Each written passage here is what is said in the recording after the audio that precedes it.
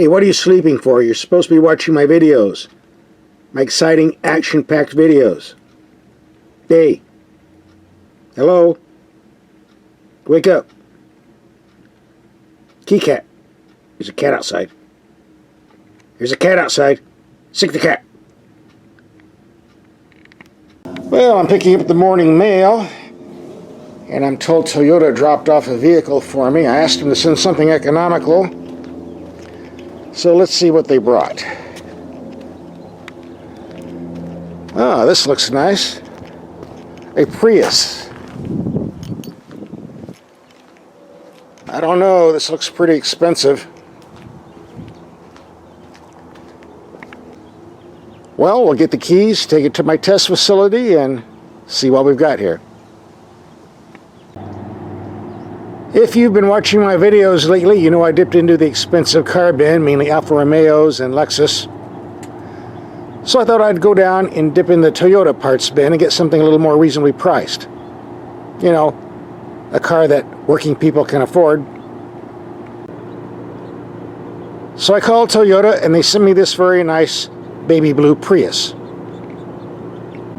In this case, the top of the line Prius Prime. And to say prime is an understatement, because when I looked at the price tag, I just about fell out of my chair. Pardon my shaky hand, but I'm looking at $36,061. That's a big jump from the standard Prius, which usually runs around $24,000 base. The main difference is this is a plug-in that can run on electric only, and we'll be looking at that in a moment. But first, let's get to the price, which starts at $33,000. And of course, in this case, they piled up some options. $359 for a breaking glass alarm. $899 for these alloy wheels. $395 for paint protection film, wherever that is. $65 for wheel locks. $300 for illuminated door sills, which we can't see in the daytime. Maybe we'll catch this in the dark. A universal tablet holder. I think that's what this is here. I'm low tech, I wouldn't know. And that concludes the story of how we got to the $36,061 price tag. I'm seeing a Toyota emblem on the front. With this price, I was expecting to see a Lexus emblem. That's a bad joke. On all of the Lexus cars I drove last month, LED headlights were $1,100 to $1,700 extra. But Toyota has given us these as standard equipment at no extra charge. So I think we'll take these out tonight and see how they work. In fact, we'll do that right now. It's dark enough, so let's take these LEDs out and see how they perform. Here we have the brights on a wall 100 feet away. Plenty of light. Go to low beam. Doesn't quite reach. Here we have the high beams on a fence 100 feet away. Plenty of light. Go to low beam. Bright enough, but riding a bit too close to the ground for me. Here we have the brights on a building 300 feet away with a chain link fence in between. Lots of light. Good widespread, as you would expect on LEDs. Go to low beam. Again, bright. A good widespread, but doesn't reach out very far. Adequate for city driving, but on backcountry roads, you got to do this. And as you might remember, we were charged extra for illuminated door sills.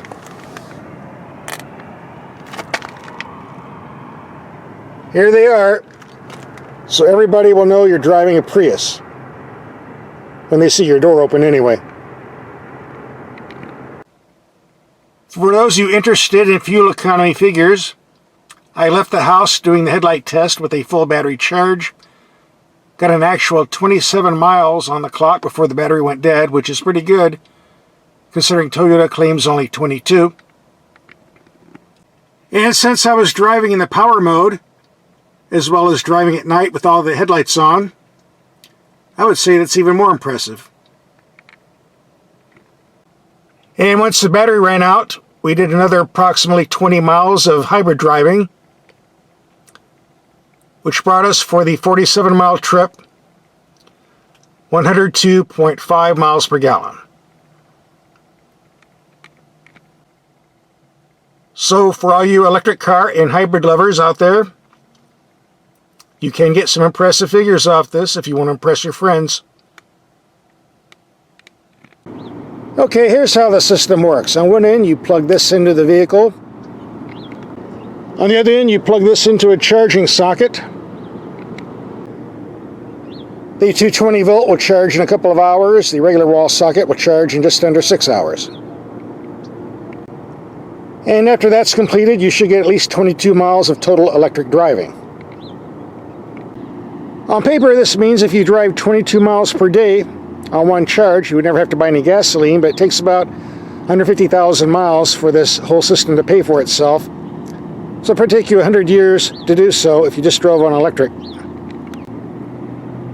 Once the electric battery goes dead, it converts to the conventional hybrid system, in which case they claim 51 mpg in average driving. I did charge up this battery overnight and did a 100-mile drive and got around 65 miles to the gallon, but for the rest of our driving, we're not going to charge the battery anymore. We're going to be running strictly on hybrid to see what the real-world fuel economy is for that. So far, all of my hybrid-only driving is running around 45 miles to the gallon, mainly city commuting. Keep in mind, this is in perfect weather, outside temperature around 70 degrees. This is January 2018, by the way. The entire East Coast is freezing, but out here in the desert, we got perfect weather. Lucky me. Just a footnote, I've driven a lot of hybrids in hot weather. I'm talking over 100 degrees Fahrenheit, and the mileage drops significantly in that environment, but we won't have to worry about that for this test.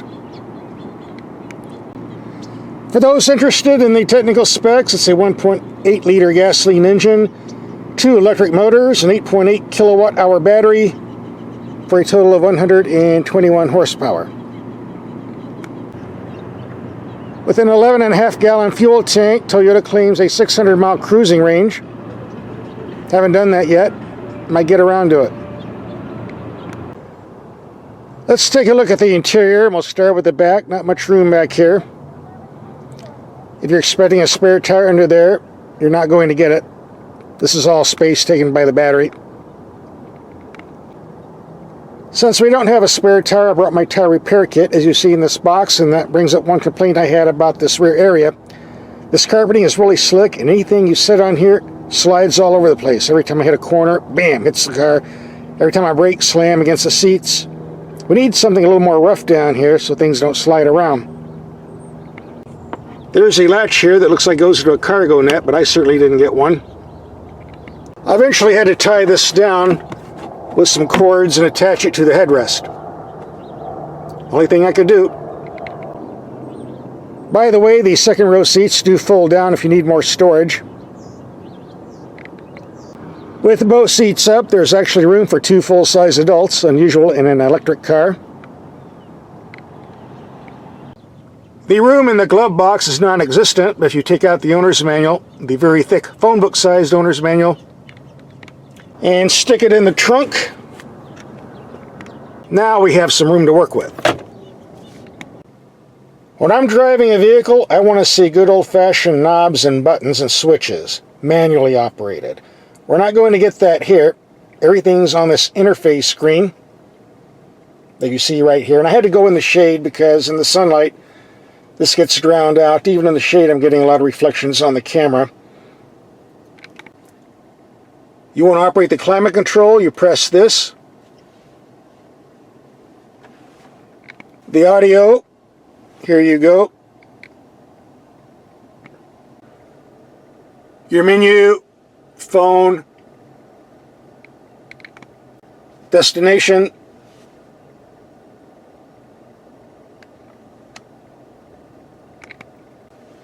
info, and while all this is going on, you still get to see the large navigation screen on top.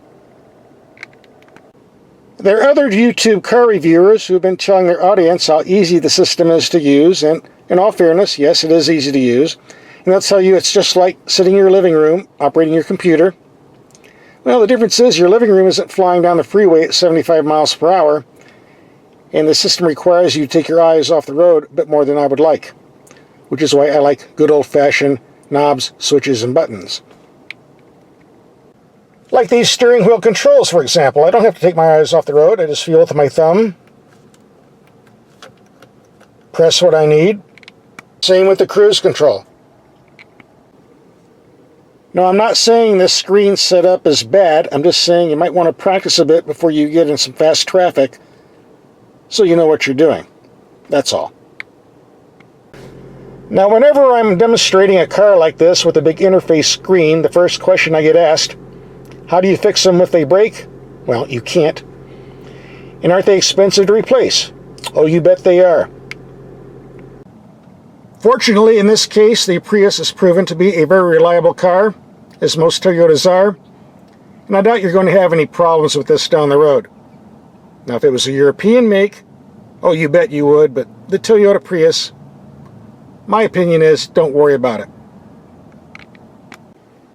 Okay, enough show and tell, time to do some driving, and the first thing you want to know is the shifter is located below the screen here. You have a drive mode button, giving eco mode, normal mode, or power mode. Got some other useful information on this panel here.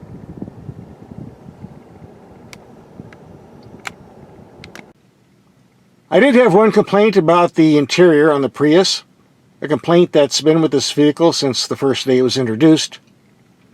That's the sun visors. Bottom line is they don't slide back and forth, so in the morning when you have the sun coming through the window, you get your face baked. In the afternoon, when the sun comes through the other window, you get the other side of the face baked.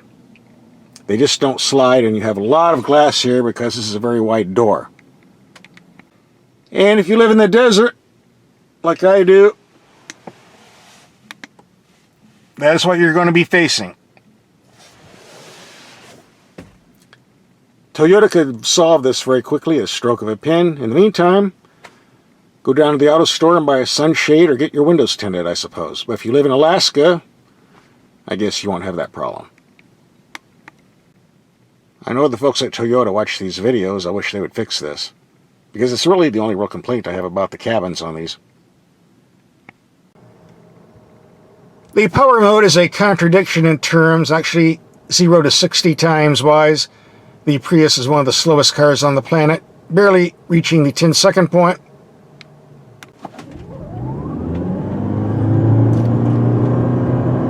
We're not going to be laying any rubber today.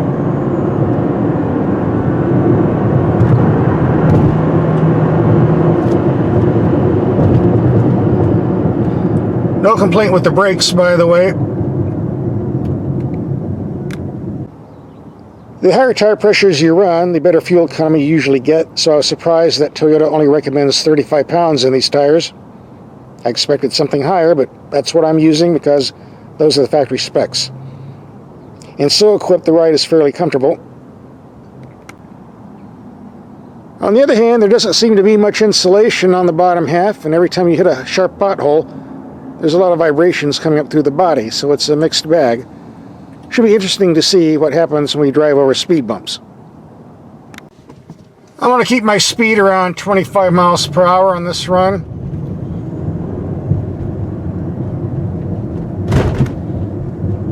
Getting some harshness from the wheels, but the body structure is pretty stiff. I'm not feeling anything. Another bump. And here comes the real nasty one. Not bad. No worse than the others. And I just noticed that last nasty bump was taken at 30 miles per hour. So that makes it even better. This is not a sports car, and if you're looking for something to take corners at high speeds, look elsewhere. I really wasn't going to take the turning circle, but we're already here, so what the heck. Yep. Lots of tires screeching, but surprisingly it's hanging in there. Low center of gravity, I suppose. Well, I put 125 miles on this today. Still on full. Even in the power mode. Maybe I'll get that 600 miles on a full tank. Then again, maybe not. We'll see. As you saw in the earlier clips, driving at night on a fully charged battery got me around 27 miles of electric use. But driving the daytime with the air conditioning running full blast, it's a different story. With the air conditioning blowing full blast, I got just under 20 miles on a full charge. Still pretty reasonable considering the environment. So I'm not complaining.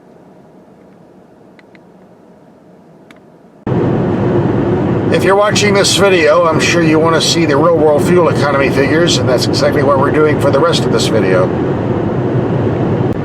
We're going to be doing several hundred miles of highway trips and some heavy duty city driving. And from now on, these trips will be in the standard hybrid only mode.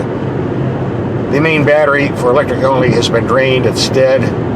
We're not going to be recharging it for the rest of this trip. If we see more than 50 miles per gallon, I'll be surprised, but hey, you never know. In spite of this vehicle's lightweight, it has excellent stability at high speeds. I guess the aerodynamic bodywork helps on that. The noise level is reasonably quiet if you're driving on smooth pavement, but unfortunately this is rough pavement, and I'm picking up a lot of droning, which is going to be going on the microphone. You'll hear it. But once things smooth out, it won't be much of an issue. Okay, here you have it. 111 miles, cruising at 75 miles per hour with lots of passing. I wasn't driving for fuel economy, just driving 42.9 mpg. Now we're going to reset the computer and do some heavy duty stop and go city traffic. Stay tuned. Alright, we're done here. 20 miles in heavy city traffic, another 15 miles on the backcountry roads, climbing some steep hills. 48.4, I think that's the best we're going to see. Then again, maybe not. Let's do another test to find out. We're going to reset the mileage computer and do our third fuel economy test. Driving approximately 120 miles. Slight elevation decrease from 2,500 feet to 1,000 feet. That might improve the highway figures a bit. So let's see what happens. Okay, we've hit some very nasty heavy traffic, so I'm going to cut off the fuel economy test and see what I got. 114 miles to 51 miles to the gallon. We were going slightly downhill from 2,500 feet elevation to 1,000 feet elevation. Other than that, we weren't cheating very much. Earlier in the video, we reminded you that Toyota claims a range of 600 miles on a tank. Well, yes and well, no. I got 584 miles, but we were cheating here because that includes around 150 miles of electric driving only. On hybrid alone, I averaged around 45 mpg. Multiply that times an 11-gallon tank, and then toss in a 25-mile range off the electric. Now, if you do the math, you'll see what the true range was, at least for me. So what's my take on driving this car for a week? Well, number one, I'll be honest, I'm not the type of guy that will buy an electric or hybrid car. It's not my thing. If I had 36 grand and wanted a reliable vehicle, I go down to the dealer and get myself a 2-year-old Lexus. That's just me. But if you are one of those individuals who like high-tech machinery, or an environmentalist who wants to save the planet by getting a good MPG vehicle, next time you're sitting at Starbucks pondering what you want to buy, this might be the perfect car for you. It's certainly reliable enough, so you won't have to worry about it blowing up once the warranty goes out. Can't say that about the European cars, but you can always say that about a Toyota. And it's pleasant enough to drive. Coming up, we have some video links for some other economical cars we've driven. So take a peek.